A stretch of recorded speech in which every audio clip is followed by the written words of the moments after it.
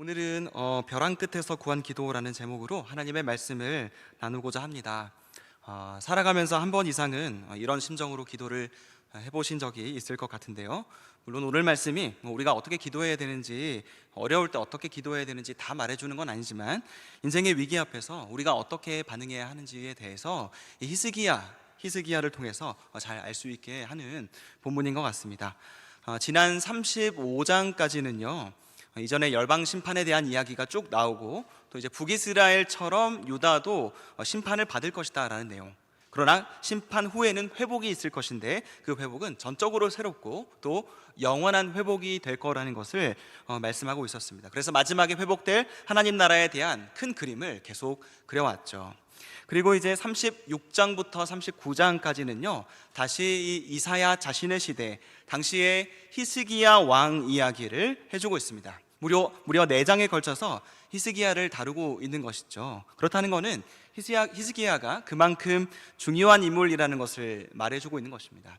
그러나 동시에 당대의 가장 훌륭한 왕, 그래서 어두운 시대를 밝혔던 그런 왕조차 메시아일 수는 없다는 것을 보여주는 대목이 36장부터 39장까지의 내용입니다. 이 4개의 장이나 할애해서 이 양면성을 고루 보여주는 것이 이 본문의 1차적인 의도인 것이죠. 이제 거기서 오늘 본문은 37장의 마지막 부분인데요, 이 히스기야의 양면성 중에 긍정적인 부분들, 그의 믿음, 그의 신실함을 보여주는 대목이라고 할 수 있습니다. 그래서 오늘 본문은 36장부터 쭉 이어지는 말씀이기 때문에 36장, 37장을 다 포괄해서 여러분께 말씀을 전하려고 합니다. 지금 상황은요, 아수르가 북쪽의 북이스라엘을 멸망시키고 또 남유다마저 공격하는 상황이에요.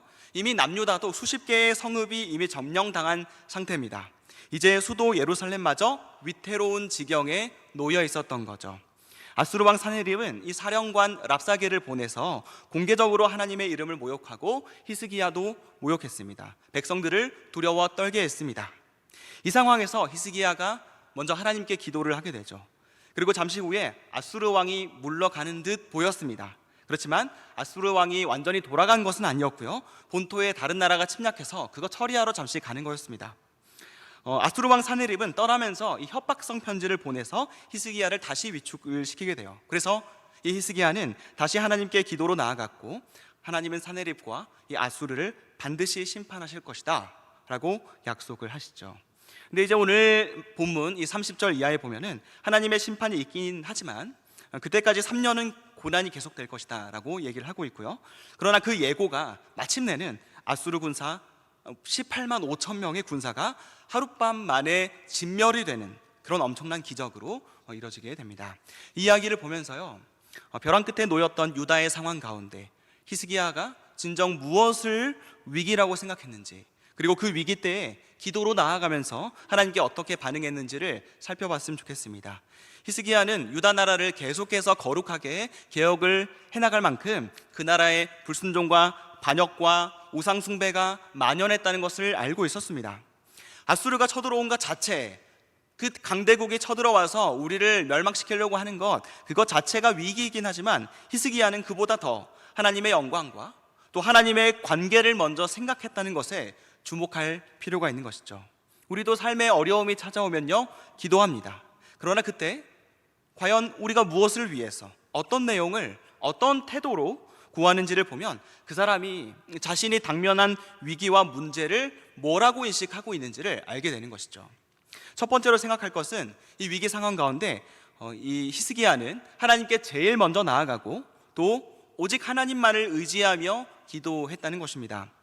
물론 우리가 먼저 하나님께 나아간다는 거 모르는 사람 없습니다. 이거 형식적으로 적용하면 안 되죠. 예를 들어서 문제가 생겨가지고 기도하려고 새벽에 기도하러 왔다 라고 할 때 그건 좋은 겁니다. 그죠? 그러나 새벽에 기도하러 나온 것과 그가 하나님께 기도하는 것은 다른 문제입니다.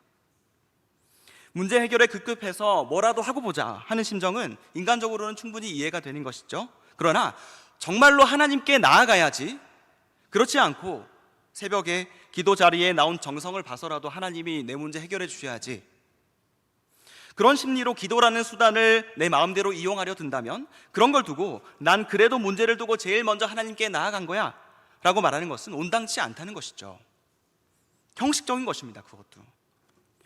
이 히스기야의 인식은 명확해요. 하나님 외에는 그 무엇도 의지할 것이 없다는 것입니다. 하나님만 의지해야 된다는 것 당연하죠. 그렇지만 이 히스기야는 경험적으로 그거를 알았습니다. 일전에 자기 아버지 부왕이었던 아하스가 어떻게 했습니까? 이 북이스라엘과 수리아 동맹국이 이 남유다를 압박해왔어요. 그때 하나님을 의지해야 되는데 하나님을 의지 안 하고 어디 의지했습니까? 아수르를 의지했죠. 강대국을 의지했습니다. 그 결과가 뭡니까? 처음에는 이 자신들을 위협하는 이 동맹국을 아수르가 막아주니까 좋아했죠. 그러나 후에는 결국 그렇게 믿고 그렇게 의지했던 아수르가 자기들마저 위협하는 결과를 초래한 것입니다. 지금 이 상황이죠. 어제 신뢰했던 아수르가 오늘의 적이 되어서 비수를 꽂는 것이죠. 오히려 상황은 더 악화된 것입니다. 정말 모든 것이 무너져 내리는 것 같은 상황입니다. 무시무시하게 진군하는 이 아수르가 이제 예루살렘을 사정거리 안으로 두고 있는 것이에요. 결심해서 한 번만 이 대군을 움직이면 그냥 쑥대밭이 되는 상황입니다. 그러나 위기는요, 단지 그것만은 아니었습니다. 이 아수르의 사령관 랍사게가 유다 백성들의 마음을 무너뜨리는 말을 한 것인데요, 그러니까 단순히 사기를 꺾는 정도가 아니라요, 유다 백성의 믿음을 뒤흔드는 말을 했습니다. 이사야 36장 10절에 이렇게 나오는데요, 내가 이제 올라와서 이 땅을 멸하는 것이 여호와의 뜻이다. 여호와께서 내게 이르시기를 올라가 그 땅을 쳐서 멸하라 하셨다. 지금 이방의 사령관인 랍사게가 여호와라는 너희의 신이 나한테 명령해서 너희를 치라고 했다, 이렇게 이야기를 하고 있는 것입니다. 당연히 거짓말이죠. 근데 아마도 이 랍사게나 이 아수르 쪽에서 사전 조사를 해가지고 유다의 선지자들이 그렇게 말해왔다는 것을 아마 알았을 것입니다. 선지자들은 계속 망한다 얘기를 해왔으니까요. 북이스라엘의 호세아나 아모스 같은 선지자도 북이스라엘이 망한다고 숱하게 얘기했습니다. 결국 예언대로 이미 망했죠. 남유다도 당시에 이사야나 미가가 동시대에 활동을 했는데 이들 역시 남유다에게 먼저는 심판이 있을 거라고 숱하게 예고를 했습니다. 아마도 이 사실을 사전조사를 통해서 알았던 랍사게는 하나님이 유다를 심판하실 거라고 하는 내용을 좀 비틀고 과장을 해서 자기가 여호와라는 신에게 직접 그 명령을 받아서 공격하는 거라고 얘기를 한 것이죠. 간단히 말하면 하나님이 시켜서 랍사게 자기가 유다를 공격한다는 겁니다. 유다 백성들로 하여금 이런 생각이 들게 하는 것이죠. 아니, 하나님이 적군한테 우리를 공격하라고 시켰다고? 하나님이 어떻게 그러실 수가 있지? 라고 되묻게 할 만큼 하나님에 대한 신뢰를 무너뜨리는 영적인 공격이었던 것입니다. 이런 공격과 위기에 맞서야 했던 것이죠. 적군이 쳐들어오는 상황만이 아니라 하나님이 우리를 괴롭히고 싶어하고 하나님이 우리를 공격하고 싶어 한다는 잘못된 논리, 믿음을 뒤흔드는 그 목소리와도 싸워야 했던 것입니다. 그러나 모든 백성들의 믿음이 무너져 내리는 것 같은 그런 순간에도 히스기야만큼은 그렇지 않았던 것이죠. 그는 하나님께 나아갔습니다. 자기 참모들과 의논하지 않고 사람을 의지하지 않고 또 다른 강대국을 의지하지 않고 먼저 하나님께 나아갔어요. 37장 1절 말씀에 이렇게 되어 있습니다.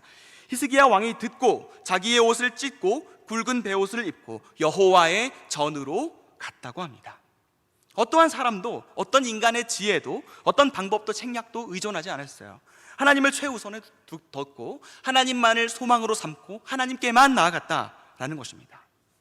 히스기야도 분명히 무서웠을 겁니다. 막막했을 겁니다. 스스로는 구원할 능력이 없다는 것, 아수르를 막아낼 힘도 방법도 재간도 없다는 것을 알았을 겁니다.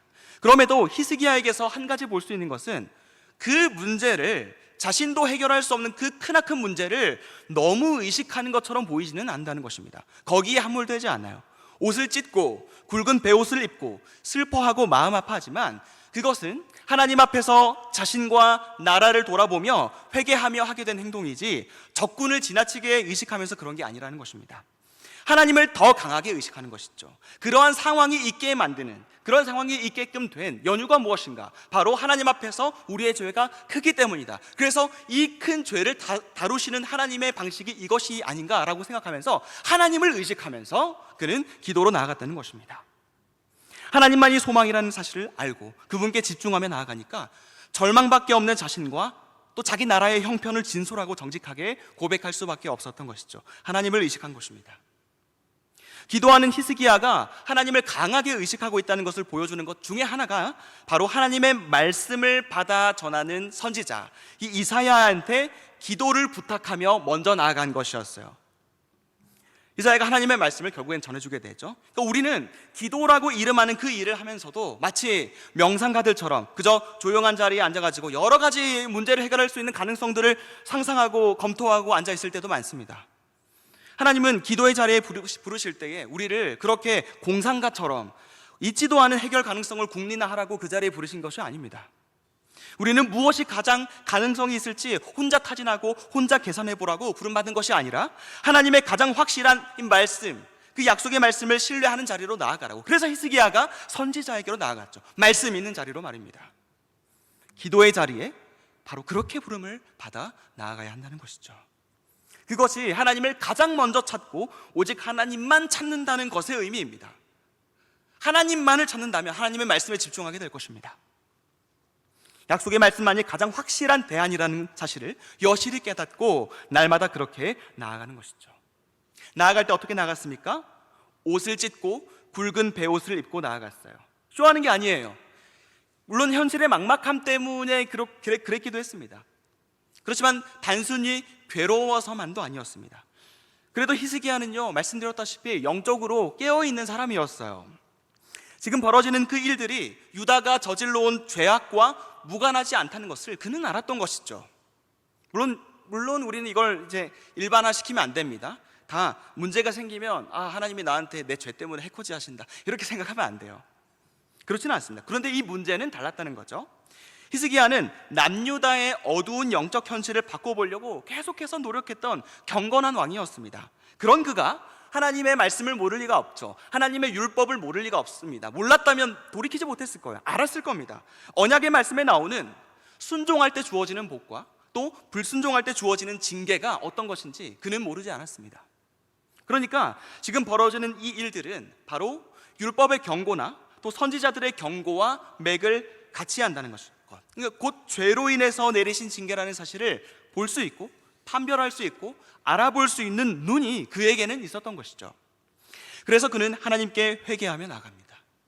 위기만 슬퍼한 것이 아니라 그 위기를 초래한 자신과 백성들의 죄를 기억하며 인정하며 나아간 것이죠. 기독교 신앙의 백미는 사실 저는 오히려 이런 자리에 있다고 생각을 합니다. 잘못일지라도 기도할 수 있는 거 말이죠. 이것이 기독교 신앙입니다. 잘못하면요 어떻습니까? 머뭇거립니다. 망설여요. 주저하게 돼요. 하나님께도 못 나아갈 것 같아요. 그러나 하나님은 그러니까 더 나와야 한다고, 제발 나한테 돌이켜라, 나에게만 살 길이 있다고 호소하시는 분입니다. 잘못에도 불구하고 나아가는 것이 아니라 잘못이기 때문에, 죄이기 때문에 우리의 불의와 결점을 인정할 수밖에 없기 때문에, 근데 이걸 다른 어디에서 해도 해결할 수 없기 때문에 오히려 더 하나님께 나아가야 한다고 말하는 것이 기독교 신앙이라는 것이죠.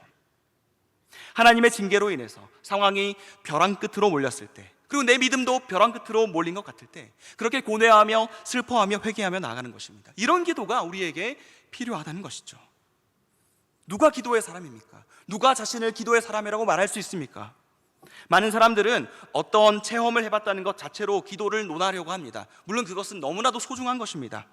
결국 히스기야도 체험을 하게 되죠. 나중에 18만 5천의 대적이 하루아침에 시체가 되는 승리를 맛보는, 그 누구도 경험할 수 없었던 엄청난 체험을 그도 했어요. 근데 히스기야의 관심은 그가 어떤 체험을 하느냐에 있지 않습니다. 저는 영적으로 민감한 사람이라면, 그리고 기도의 사람으로서 그 누군가가 자신을 기도의 사람으로 여긴다면 한 가지 중요한 표지가 있어야 된다고 생각합니다.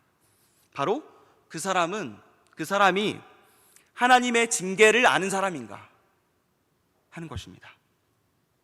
거룩을 추구하면서 하나님이 기뻐하시는 뜻이 무엇인지 민감하고 기도의 자리에 나아갈 때 그렇게 그것을 추구하고 민감해하는 사람이 기도의 자리에 나아가면 뭘 구하겠습니까? 무엇을 보게 되죠? 죄로 얼룩진 우리 자신의 자화상을 보게 되는 것이죠. 그리고 이런 나를 다루시려고 징계하시되 나를 너무나도 사랑하셔가지고 꾸짖으시고 끝끝내 고쳐내시고 빚어내시는 그 아버지의 사랑의 손길을 추구하게 되는 것입니다. 그런 면에서 징계는 성숙의 다른 이름이기도 한 것이죠. 자신에게 전혀 소망이 없다는 사실을 알고 징계 가운데 괴로워하며 히스기야처럼 깨달은 바 하나님의 무한한 사랑에만 희망이 있음을 절감하고 눈물로 하나님께 나아가는 것입니다. 벼랑 끝에서 기도하며 이런 징계의 손길을 경험하면서 찢어진 옷과 얼룩진 그 눈물 자국이, 그 흔적이 그의 성숙을 말해주는 것이죠. 그가 기도의 사람이라는 것을 말해준다라는 것입니다. 바로 그런 삶이 그가 하나님을 의지하려 한 사람이었음을 보여준다는 것이죠. 우리 모두에게 우리 평생에 이러한 기도가 가득 넘쳤으면 좋겠습니다. 두 번째로 우리가 묵상할 것은요, 37장 15절부터 20절까지의 내용을 보면 하나님의 영광을 멸시하는 자들에 대하여 히스기야가 하나님께서 움직여 주시기를, 그러니까 하나님을 멸시하니까 그들을 좀 어떻게 해달라고, 하나님의 영광을 잃어버린 명예를 하나님께서 직접 움직이셔서 회복시켜 달라고 말하는 그런 기도를 하는 부분이 있습니다. 그러니까 하나님의 영광에 대한 관심, 하나님의 명예가 실추되는 것에 대한 거룩한 근심이 히스기야한테 있었던 것이죠.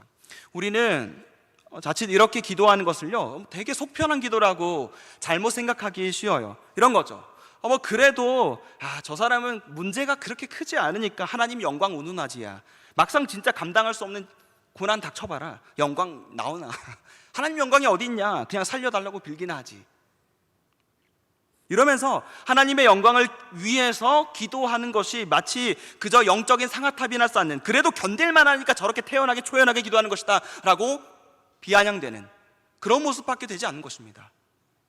근데 그게 아니라는 것이죠. 히스기야는요, 사태의 심각성을 모르지 않았습니다. 하나님의 영광을 구한다는 것이 위기의 심각성을 부인하고 이 현실의 심각성을 애써 부정하고 하나님의 영광만을 그냥 반복해서 외치는 앵무새나 기계가 되는 것이 아니었다는 것이죠.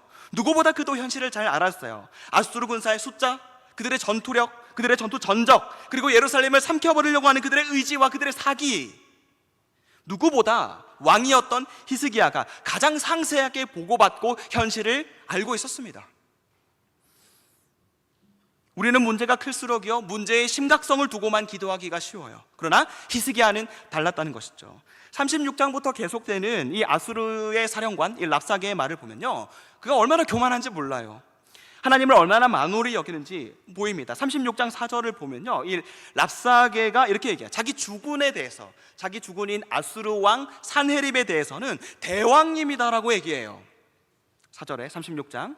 반면에 유다 왕 히스기야는 그렇게 안 불러요. 36장 4절, 14절, 15절, 16절 다 보면 이 랍사게는 히스기야를 왕이라고 얘기 안 합니다. 그냥 이름만 부르죠. 야, 히스기야한테 전해라. 자기도 왕도 아닌데, 그쵸? 산헤립은 대왕이고 이 유다 나라 히스기야는 왕도 아니라는 겁니다. 이런 구도를 짜가지고요, 아예 대결 자체가 안 되는 구도라는 것을 은연중에 얘기를 하고 있는 것이죠. 그러면 누구와의 대결이라는 의미인 것이죠. 읽지 않았지만 36장 14절에서 20절까지 말씀해서요, 결국 자기들의 대왕 산헤립은 히스기야 같은 시시한 통치자가 아니라 너희가 섬긴다고 말하는 여호와라는 왕과 대결하는 거다라고 이야기를 하는 것입니다. 당시에 가장 막강한 인간과 또 작은 한 민족 국가의 여호와라는 그 약소국 신의 대결인 것처럼 구도를 짜고 있는 것이죠. 그리고 이 구도에서도 결국 여호와라는 이 약소국의 신이 막강한 대왕인 산헤립에게 패배하고 말 것이다 라고 당당하게 이야기를 합니다. 비록 자신의 인생이 벼랑 끝에 내몰렸지만 그럼에도 이 히스기야의 가장 큰 염려는 바로 이 부분이었어요. 하나님께 계속해서 불명예가 돌아가는 것 말입니다. 물론 그도 이 상황 자체가 두렵지 않은 것은 아니었어요. 근심도 걱정도 가득했습니다. 그러나 하나님의 영광을 훼손하는 문제 때문에 훨씬 더 많이 염려하고 근심했습니다. 그렇기에 하나님께서 어떤 분이신지 하나님께서 보여주십시오 라고 기도를 한 것이죠. 랍사게의 그런 비방을 아셨던 하나님은 37장 6절에서 이 사령관인 이 랍사게를 한낱 종에 불과한 존재라고 하시면서 그의 비웃음을 되받아치셨습니다. 그리고 무슨 일이 일어날지 똑똑히 보게 될 것이다 라고 말씀을 하시죠. 그렇게 누군가는 하나님을 조롱할 수 있어, 비웃을 수 있습니다. 그러나 나는 그렇게 조롱당하고 가만히 있는 사람이 존재가 아니다 라고 말씀을 하시는 것입니다. 자신의 영광을 위해서 반드시 일어나시는 분이신 것이죠. 지금 히스기야에게는 자기가 죽냐 사냐보다 예루살렘 도성이 함락되냐 아니냐보다 하나님이 어떤 분이신지, 그에 걸맞은 영광을 받으시는지가 더 중요했습니다. 정말로 하나님이 한낱 인간 왕에 의해서, 저런 사내립에 의해서 파멸당하시는 신이신가? 하나님은 그렇게 조롱당하시고도 무엇 하나 하실 수 없는 무능력한 분이신가? 이 사실, 이 문제가 그에게는 더 중요했다는 것입니다. 그래서 구원하시되 그 구원을 통해서 오직 천하만국이 주님만 여호와이신 줄을 알게 되는 것, 거기에 그의 기도가 몰두된 것이죠. 그 기도에 하나님이 대답하시는 내용이 22절 이하에 나옵니다. 22절을 보면은 하나님께서 시온을, 예루살렘을 딸이라고 말씀하고 있어요. 그래서 이 사내립의 침략을 딸 시온에 대한 이 남성의 능욕으로 말씀하고 있는 겁니다. 그러나 결국 그의 시도는 하나님을 회방하고 하나님을 능욕한 것이라고 말씀하면서 하나님 자신을 이스라엘의 거룩하신 이라고 말씀을 하죠. 지금 하나님께서 자신이 누구신지를 알려주시는 것입니다. 거룩하신 분. 그래서 불의를 조금도 보실 수 없는 분이죠. 시온과 거기 거주하는 백성들은 하나님의 딸인데 그녀에 대한 침탈은 중대한 불의요 범죄 행위이기 때문에 하나님은 거룩하신 분이므로, 거룩하신 하나님이 보기에는 결코 그 불의를 좌시할 수가 없다는 것입니다. 이것이 한없이 거룩하신 하나님께서 자기의 영광을 위해서 가지신 열심이라는 것이죠. 결국 하나님은 그들을 심판하십니다. 18만 5천의 대군은 저항조차 하지 못했습니다. 전투 아예 시작조차 하지 못했어요. 대등한 관계에서 막 겨우 이기시고 그런 게 아니에요. 죽음의 천사를 보내셔서 모든 것을 일순간에 평정하셨습니다. 거룩하신 하나님께서 또 얼마나 능하신 분인지 비교할 수 없으신 하나님의 영광이 거기에서 나타나는 것이죠. 우리는 바로 이렇게 하나님의 영광을 갈망해야 합니다. 유다의 죄 때문에 하나님의 이름이 더럽혀졌던 것처럼, 혹 우리 자신 때문에, 혹 교회로 인해서 하나님이 조롱을 받으시는 것은 아닌가 돌아보아야 합니다. 세월이 갈수록 신앙생활하기 어렵다고 믿음의 여러 가지 압박과 압력이 들어오는 세상을 살 때 과연 저와 여러분은 어떻게 기도하고 계십니까? 우리의 이름을 위해서, 우리의 평판을 위해서, 우리의 안위를 위해서만 기도하십니까? 아니면 하나님의 이름과 하나님의 명예에 대한 관심으로 다시금 우리를 통해서 하나님이 영광 받으시기를 소원한다는 마음으로 우리를 바꾸어 주시고 우리를 변화시켜 주시고 주님의 영광을 향한 열심을 품고 기도하며 나아가도록 우리 가운데 역사하시기를 기도하고 계십니까? 우리의 삶의 벼랑 끝에서도 이러한 기도, 하나님의 영광을 향한 열심을 품을 수 있는 우리가 되었으면 좋겠습니다.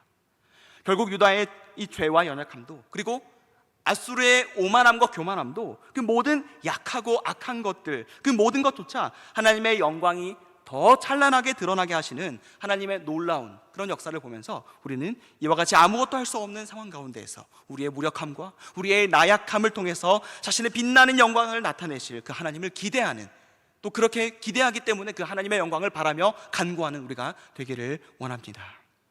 오늘 말씀을 통해서 우리는 벼랑 끝에서 드린 이 히스기야의 기도를 사용하셔서 결국에는 승리라는 결과를 얻게 하시는 하나님의 모습을 보게 됩니다. 사실 우리는 결국에는 18만 5천 명이라는 엄청난 군사가 한 번에 그냥 시체가 됐더라라고 하는 그 기적, 그 승리에만 주목하기 쉽지만 오늘 주제처럼 기도 자체, 그 하나님 앞에서 어떠한 태도로 나아가는가에 대해서 더 관심을 가졌으면 좋겠습니다. 겸손하게 주님만 바라봤던, 자기 영광과 안위가 아닌 주님의 영광만 구했던 그 히스기야의 태도 말이죠. 사실 사내립 같은 세상의 권세자들은 자신을 한없이 찬양하고 타인은 더없이 위협합니다. 그러나 기도하면서 승리를 맛보며 이기게 되고, 정말 하나님께서 우리에게 문제를 해결해 주실 때 우리의 태도는 그와 같아서는 근데 하나님이 나의 기도를 들어주셔서 말이야, 이렇게 할 수 없다는 겁니다. 정말 겸손히 엎드려서 기도한 사람의 열매는 그 겸손이, 그 태도가 참되고 가치 있다는 것이 증명된 것이고, 그 겸손의 태도로 주님께 나아가는 것 자체가 복되다는 것을 여실히 하고 그런 방식으로 살아가고 싶어 하게 되는 거예요. 승리에만 가치를 둔 사람, 문제 해결에만 가치를 둔 사람은 결국에는 눈에 보이는 결과로, 숫자로 증명하고 싶어 합니다. 내가 지금 힘들지만 내가 나중에 이걸 극복해서 말이야, 나를 더 가치 있고 대단한 존재로, 신앙도 좋은 존재로, 정말로 믿음이 큰 존재로 알리고 싶은 그런 큰 그림을 그리면서 잠깐 자기를 낮추고 겸손을 흉내내는 거, 그런 거 아니라는 것이죠. 그거 자체가 의미가 있다는 것입니다. 히스기야처럼 우리는 다른 길을 가야 됩니다. 승리라는 결과가 왔어도 그보다 기도를 통해서 일하시는 하나님을 깊이 만나는 것, 만나서 이제 더 이상 승리도, 성공도, 회복도, 생존도 그 어떤 것도 하나님을 만나는 일보다 더 중요하지 않게 되는 것이죠. 기도한 후에 나에게 주어지는 복, 결과에 연연하지 않고 기도하는 전 과정에서 나를 다루시고 말씀하시고 움직이시는 하나님과의 만남과 하나님과의 교제와 하나님과의 동행, 그것이 더 중요해지는 것입니다.